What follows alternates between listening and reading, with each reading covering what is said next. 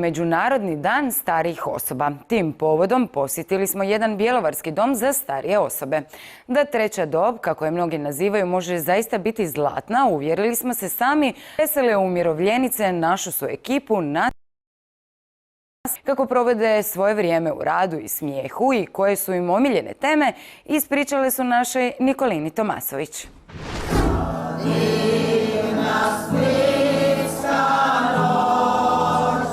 Česti nastupi u ovom bjelovarskom domu za starije osobe prilika su da svatko pokaže svoje talente.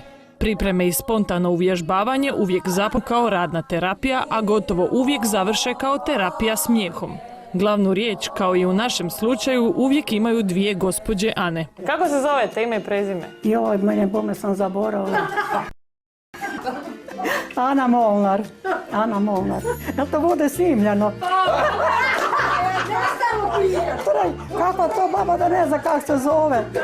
Sad moram biti pametnija. Čemu vi žene najviše volite pričati u domu? O dečkima. Viceve volim strašno, viceve. Pa lijepe pjesme.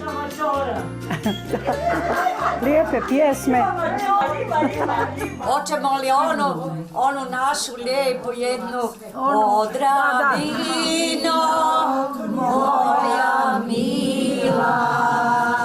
Uz to što su redovna tema njihovih